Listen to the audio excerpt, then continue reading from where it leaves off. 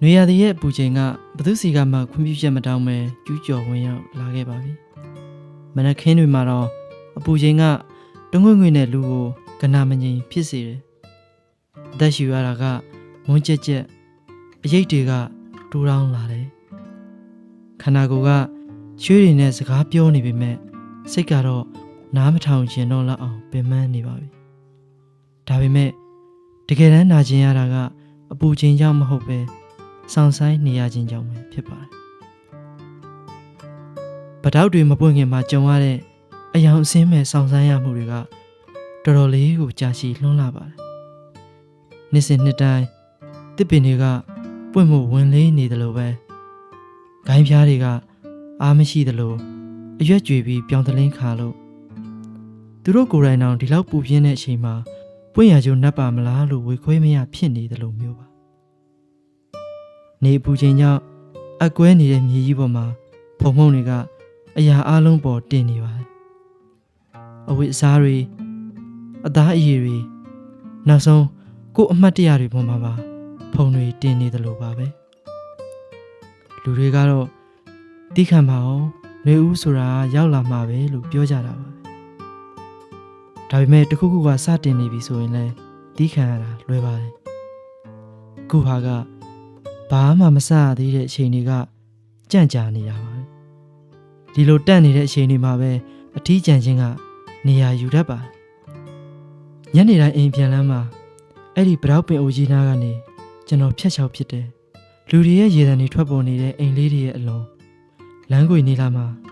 သူကရှိနေတာဘာမှမရှိသေးဘူးဆိုတာတိတိကြီးနဲ့ကျွန်တော်ကတော့ရှေ့လန်းတွေကိုတုံ့ခွနဲ့ရက်လိုက်ပြီးဂိုင်းပြားတွေစီမှာအဝါရောင်အဆက်ပြောက်လေးများတွေ့မလားလို့ရှာနေမိတော့မှာဘာဆိုဘာမှမရှိသေးပါဘူးစောင့်ဆိုင်ခြင်းပဲရှိပါသေးတယ်အပူချိန်ကြောင့်လူတွေကစိတ်တူလွယ်လာတယ်စကားပြောတာတွေတူတောင်းလာပြီးအပြုံးတွေကလည်းပင်ပန်းနေကြပါကျင်နာမှုပြဖို့တောင်မှမနှက်ဖြန်အတွက်အားအင်တွေကိုရှေးတုံနေရတယ်လို့ပါပဲနေမင်းကလည်းဘလို့မှညတာမနေပါဘူးညတွေမှလည်းအပူချိန်ကတက်တာမသွားပါဘူးအိတ်ဆက်ရှင်ကတစားစီပြတ်တောက်နေပြီးတော့အိမ်မက်တွေကလည်းရှောက်သွေ့လို့ပါပဲဒါတောင်မှပတောက်ကမပွင့်သေးပါဘူးဒီလိုအချိန်ဆိုကျွန်တော်အိမ်ကိုတတိယမိပါတယ်လူတွေစင်မော်တင်ပြီးပြောနေကြတဲ့အိမ်မျိုးမဟုတ်ပါဘူးရိုးရိုးရှင်းရှင်းနဲ့ကိုယ်နာမျိုးကိုရှင်းပြနေစရာမလိုတဲ့နေရာလေးပါတိတ်ဆိတ်မှုဟာလည်းတယောက်နဲ့တယောက်အနေရခက်စရာမလိုတဲ့နေရာမျိုးပါဒီလိုခက်ခဲတဲ့နေရာတွေကိုဖျက်ကျော်ပြီးရင်ကျွန်တော်အလိုချင်ဆုံးကကိုယ့်အိမ်ရှိကတောက်ရီအိုးစင်ပေါ်ကမြေအိုးတွေကရေအေးအေးလေးကိုတောက်လိုက်ရဖို့ပါရေတံမှုတွေကရေလည်းမဟုတ်ဘူးရေခဲတစ်တာတွေကရေလည်းမဟုတ်ပါမြေအိုးတွေကရေမြေတင်းနှံတင်းတင်းလေးနဲ့တိခန့်ချင်းအရသာပါတဲ့ရေမျိုးပေါ့အရေးအောင်မှာငင်ငင်လေးထိုင်နေတဲ့အဲ့ဒီရေအိုးလေးအိုးအပြင်ဘက်မှာရေငွေလေးတွေစိမ့်ထွက်ပြီးတော့အေးမြနေတဲ့အဲ့ဒီရေအိုးလေးကိုဘယ်သူမှစောင့်မနေပါဘူးလမ်းသွားလမ်းလာတိုင်းတောက်လို့ရတယ်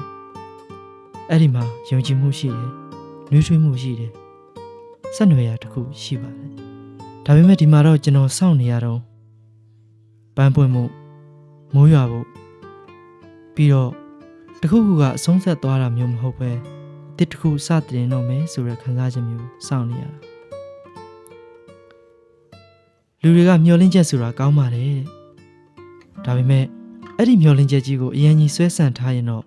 ခါတက်လာတတ်ပါတယ်ရောက်မလာနိုင်သေးတဲ့ဂရီကိုတစ်ခုလိုဖြစ်လာပါတယ်ဒီနေ့တော့အပူချိန်ကဘလို့မှတီးမခံနိုင်လောက်အောင်ဖြစ်လာပါတယ်ကျွန်တော်ဗတောက်ပင်အောက်မှာရက်ပြီးတော့လမ်းဘေးမှာထိုင်ချလိုက်မိတယ်အဝိအစားတွေမှာဖုန်နေပေကုန်မှာကိုလည်းဂယုမဆိုင်တော့ဒီတစ်ခါတော့အပေါ်ကိုမောမကြည့်တော့ဘာကိုတွေ့ရမယ်ဘာကိုမတွေ့ရတော့ဘူးဆိုတာကျွန်တော်သိနေပြီလေအဲ့ဒီအစားကျွန်တော်မျက်စိမှိတ်လိုက်တယ်ပြီးတော့ဗတောက်တွေပွင့်လာမဲ့အချိန်ကိုစိတ်ကူးကြည့်လိုက်တယ်